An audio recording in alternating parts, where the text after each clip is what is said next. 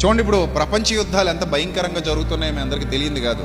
Iran కానివ్వండి, America కానివ్వండి, Israel కానివ్వండి, ఇవన్నీ కూడా మిసైల్స్ తో దాడులు చేసుకుంటూ ఒకరి మీద ఒకరు మారణహోమం సృష్టిస్తున్నారు. మారణాయుధాలను వినియోగించుకొని ఎంత భయంకరమైన మిసైల్స్ వస్తున్నాయంటే అసలు ఈ భూమండలాన్ని నిమిషాల్లో నాశనం చేయగలిగే అణు ఇంధనాన్ని సమకూర్చి పెట్టుకున్న దేశాలన్నీ కూడా, అణ్వాయుధాలని సమకూర్చి పెట్టుకున్న దేశాలన్నీ క్షణాల మీద భూమిని లేపేయగలరు, క్షణాల మీద భూమండలాన్ని పేల్చేయగలరు. వాళ్ళు బ్రతకడానికి ఇచ్చాడు దేవుడు భూమిని. అన్నదమ్ములు మీరు అందరూ అని చెప్పాడు. కానీ మతాల పేరిట విడిపోయి, కులాల పేరిట విడిపోయి, వర్గాల పేరిట విడిపోయి, ప్రాంతాల పేరిట విడిపోయి, అసలు ఈ భూమి మీద ఉండేదే గ్యారంటీ లేని జీవితం అని మరిచిపోయి కొట్టుకుని చచ్చిపోతున్న వాళ్ళకి కనువిప్పు కలగాలి అని కలగట్లా. యుద్ధం ఎప్పుడూ ప్రశాంతతనివ్వదు, భవిష్యత్ అంతా అంధకారం అయిపోద్ది. మనకు వీడియో వచ్చింది, చిన్న పిల్లాడు వేడుకుంటున్నాడు, బాబు యుద్ధం ఆపండి, తినడానికి తిండి లేదు, తాగటానికి నీళ్లు లేవు.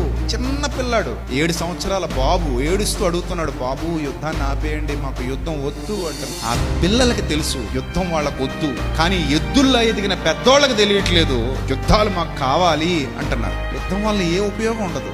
అదే చెప్తున్నా, యుద్ధం ఇంట్లో ఉంటేనే ప్రశాంతంగా లేదు, అలాంటిది యుద్ధం దేశమంతా ఉంటే ఎంత అల్లకల్లోలంగా ఉంటది, పిల్లల భవిష్యత్ ఎంత భయంకరంగా మారిపోద్ది.